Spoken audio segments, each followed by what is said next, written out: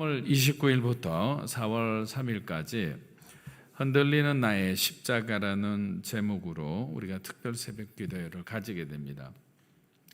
이 고난 주간을 어떻게 보내느냐가 굉장히 중요합니다. 우리가 그 고난의 어떤 십자가를 이해하지 않고 신앙생활을 한다는 것은 사실 무의미하기 때문입니다. 그래서 여러분들께서 부활절을 맞이해서 이 고난 주간에 마음을 딱 다잡으시고 이 주간만큼은 하나님 앞에 여러분들의 마음을 다 이렇게 토해내고 하나님의 은혜를 받는 그런 귀한 시간 되기를 주의 이름으로 축복합니다.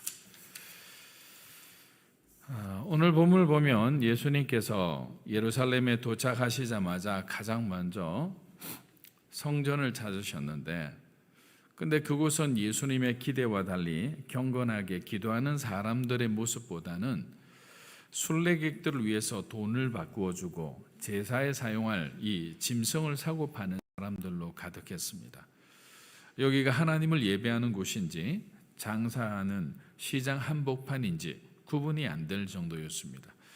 만민이 기도하는 거룩한 하나님의 처소가 마치 강도의 소굴로 변해버린 거죠.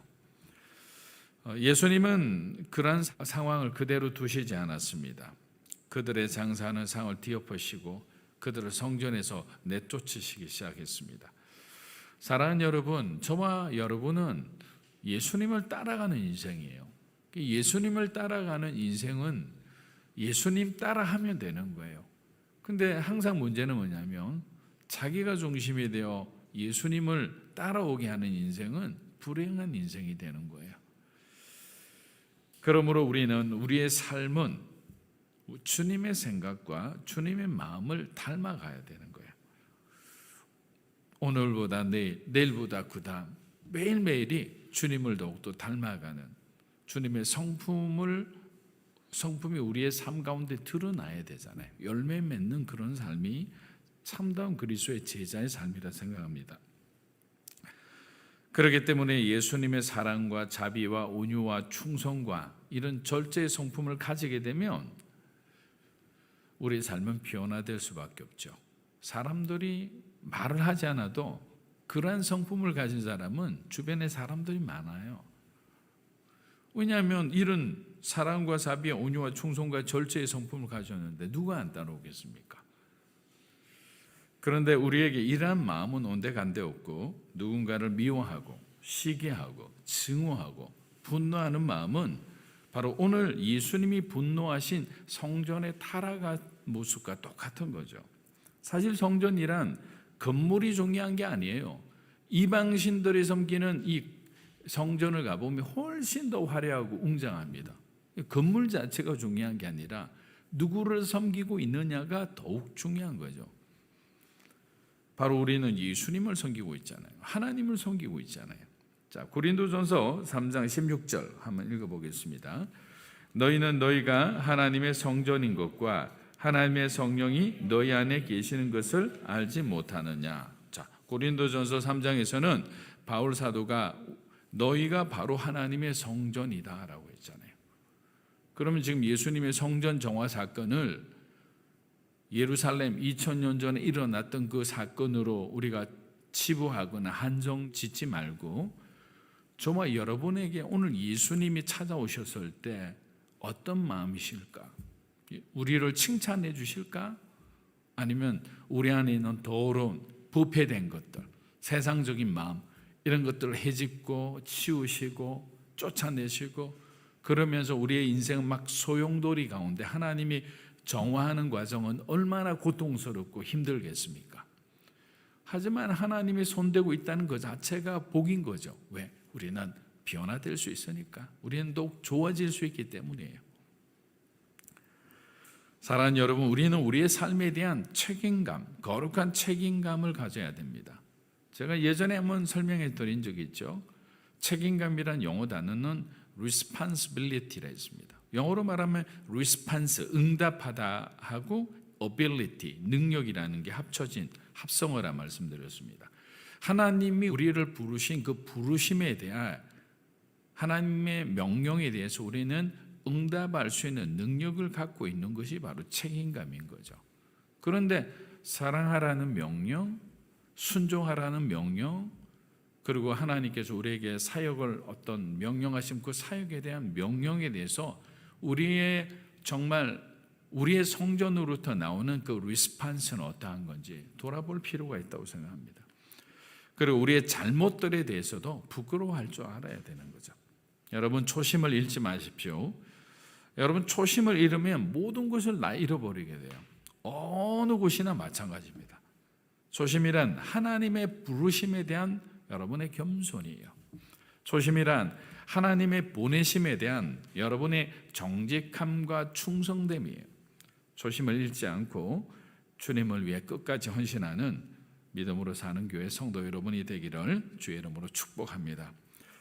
오늘 본문은 예수님께서 다음 날 다시 성전에 들어가시자 이제 전날 사건으로 화가 난 유대 종교 지도자들이 예수님께 이제 따지기 시작하는 거죠. 무슨 권한으로 이런 행동을 네가 하느냐라는 거예요. 우습기 짝이 없죠. 성전의 주인이 예수님이신데 자기니 마치 주인 행세를 하는 거죠. 그래서 본격적인 예수님과 유대 종교 지도자 간의 권위 논쟁이 시작되는 것입니다. 우리 마태복음 21장 23절 한번 읽어보겠습니다.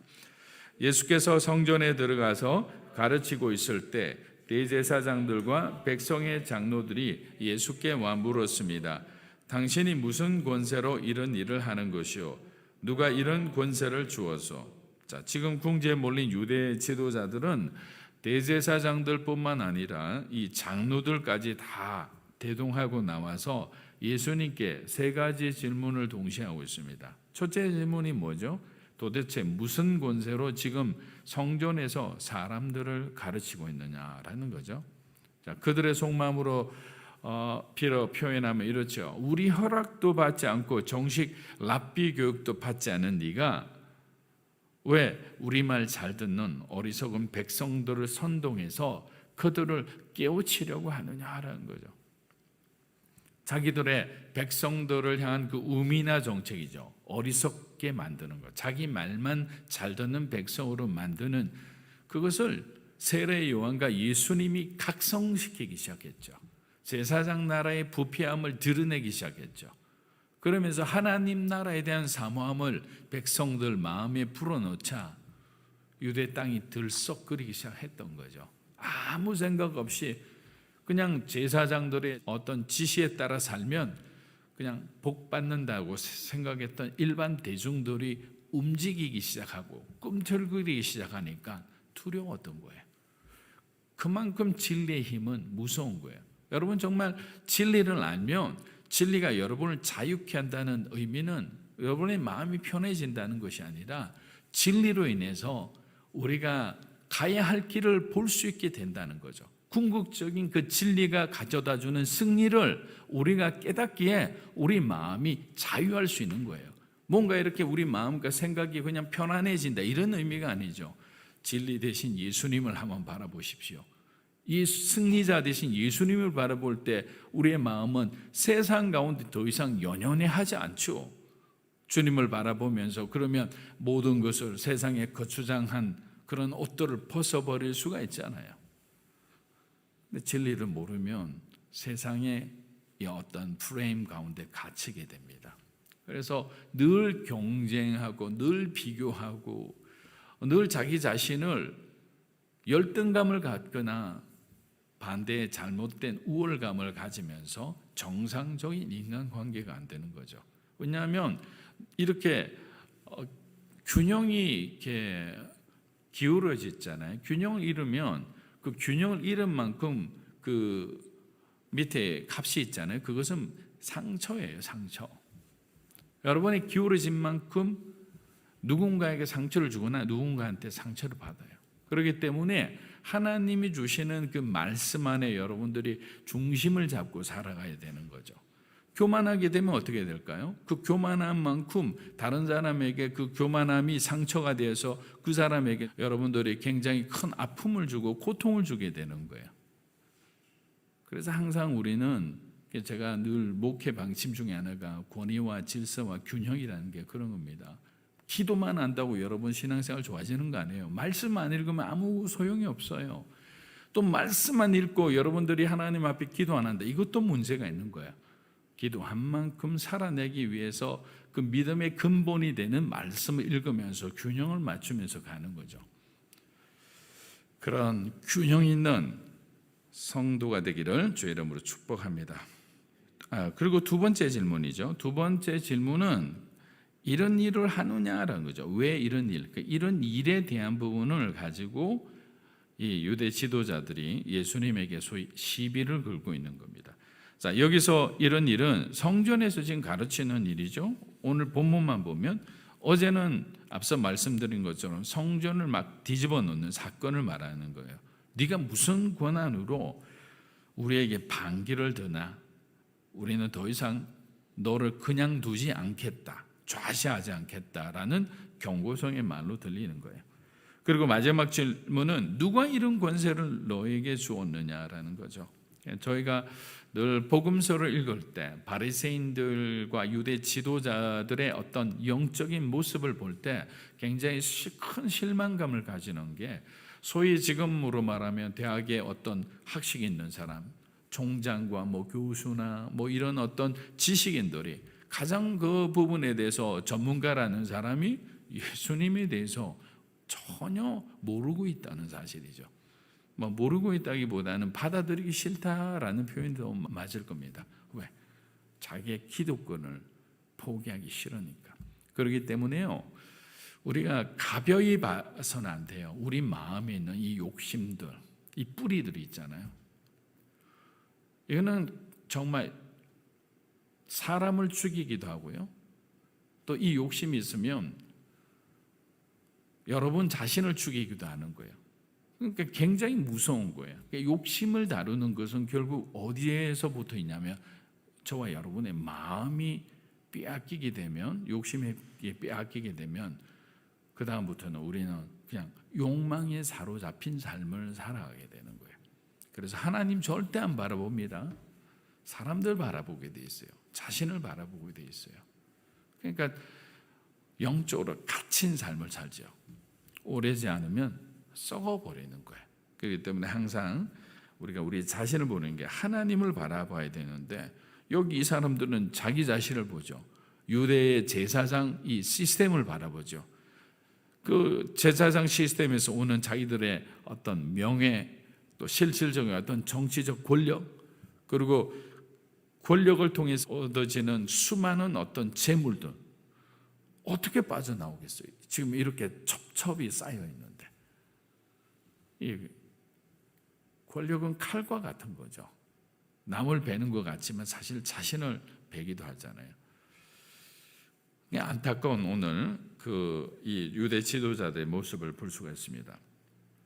자, 이들은 예수님께 이런 말씀을 하는 거죠. 아무리 군중들이 너를 따른다고 해도 우리는 너를 죽일 수 있는 권세를 가지고 있다라고 하는 거예요. 너무 웃기는 말이죠. 우리는 너 예수를 죽일 수 있는 권세를 가지고 있다. 사랑하는 여러분, 세상 사람들처럼 질 나쁜 그리스도인들도 똑같은 이런 권위 논쟁을 할 때가 많습니다.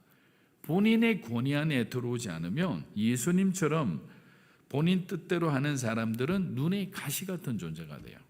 그러면 어떻게 해야 될까요? 둘 중 하나밖에 없어요. 설득해서 예수님을 자신의 편으로 만들든, 아니면 어떤 구실을 대서라도 예수님을 어떻게 되죠? 죽여야 되는 거죠.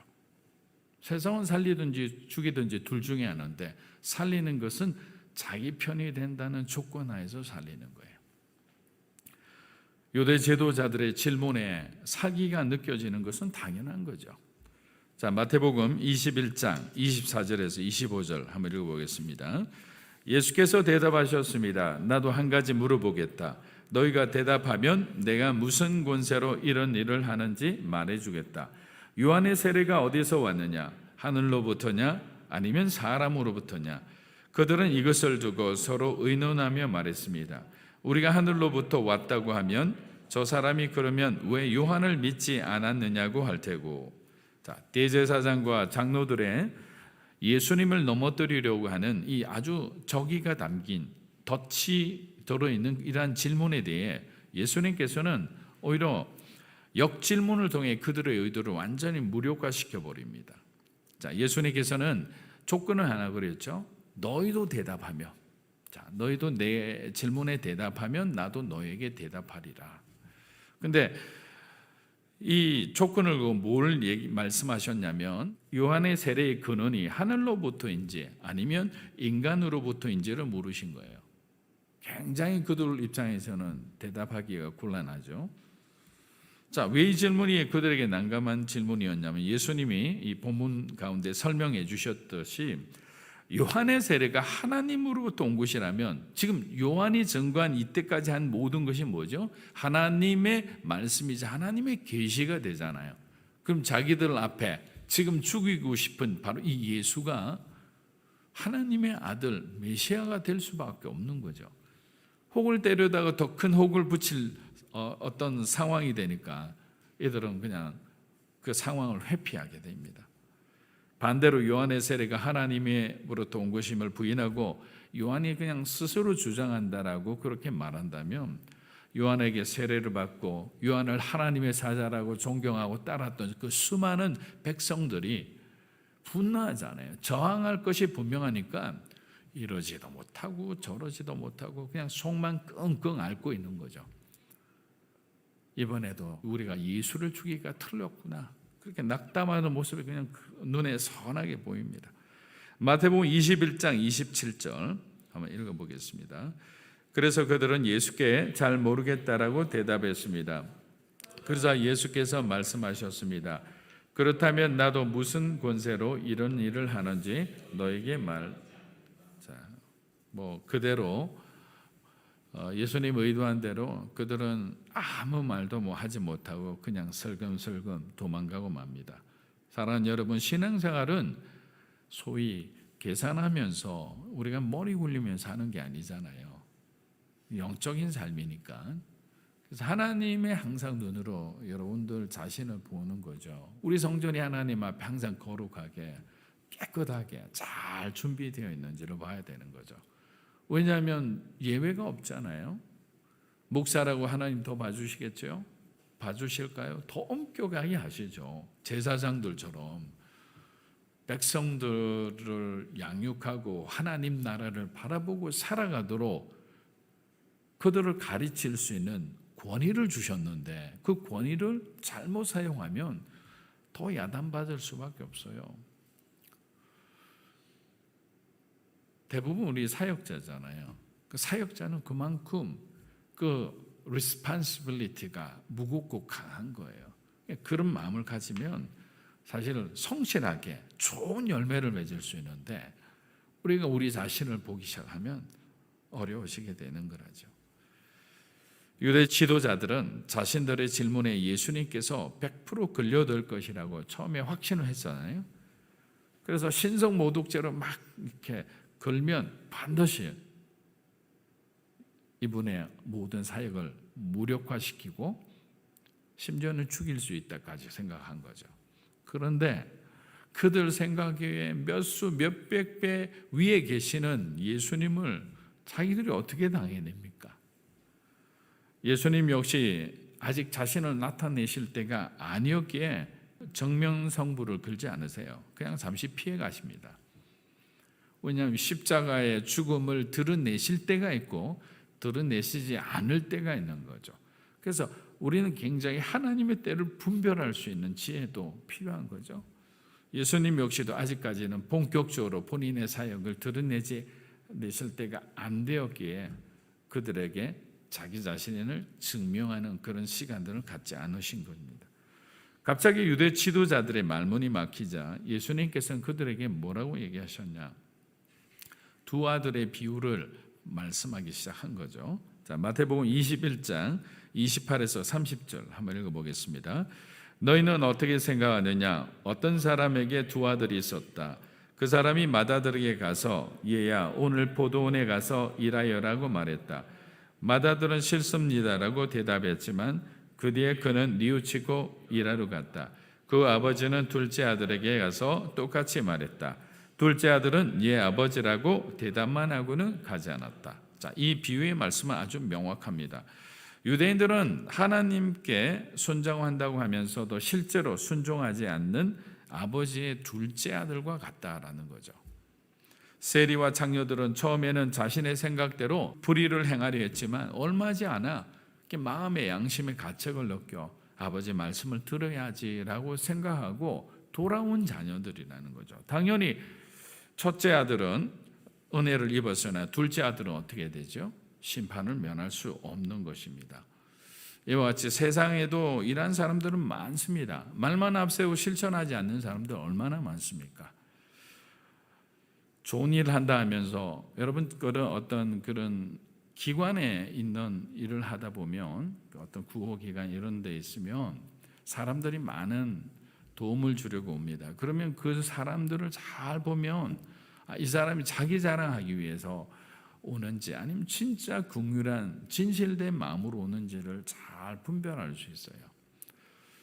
대부분 사진 찍는 사람은 상태가 안 좋아요. 진짜 사진 찍지 않고 남이 모르는 가운데 정말 지속적으로 금액에 관계없이 하는 사람이 정말 진짜 그리스도인이에요. 그런데 자기가 하는 걸 자랑하는 사람은요, 가짜라고 생각하면 됩니다. 어떻게든 자기에게 준 물질을 가지고 또 다른 명예를 만들려고 하는 거거든요. 하지만 이런 사람에 비해서 정반대의 사람도 있죠. 말없이 묵묵히 자신에게 주어진 일을 충실히 수행하는 사람입니다. 이런 사람은 현란한 말솜씨를 가진 사람보다 시간이 자라면 결국 이런 사람들이 인정받고 신뢰받는 거예요. 사랑하는 여러분, 믿음의 삶은 저는 마치 마라톤과 같다고 생각해요.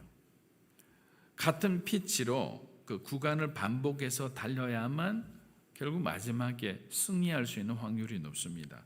왜냐하면 40몇 킬로인데 오버페이스 하면 안 되거든요. 왜냐하면 자기가 35킬로까지는 구간당 몇 분 내에 끊어야 되겠다고 하면서 그렇게 반복적인 훈련을 하는 거예요. 그냥 들쑥날쑥 하는 게 아니라 마라톤 선수가 훈련 받을 때 가장 힘드는 게 뭐 1km를 몇 분 안에 끊는 것을 계속 반복하는데 진짜 그 사람들이 뛰는 걸 보면요, 그 시간에 뭐 1, 2초 차이 안 나게 그냥 몸이 그렇게 만들어지는 거예요. 그런데 35km 시점 말하면 이제 라스트 스포트죠. 스포트 하는 지점부터는 이제 지금까지 했던 그 피치보다 몇 배 빨리 남아있는 모든 힘을 다 써서 골인 지점까지 달려가게 되는 거예요. 그런데 같이 가는데 자기는 그 페이스대로 계속 가야 되는데 누가 앞서고 있는 거예요.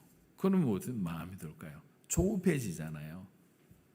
다른 사람은 누리기 시작하는데 자기는 아무것도 지금 주어진 게 없다고 생각하면 어떤 마음이 드냐면 자기도 빨리 그렇게 되고 싶은 마음이 생겨요.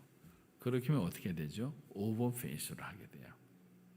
자기 시간에 피치를 해야 되는데 스포트를 해야 되는데 자기 시간 아닌 곳에 스포트를 먼저 하게 되는 거예요. 그러면 골인 지점에서 결과가 완전히 달라집니다.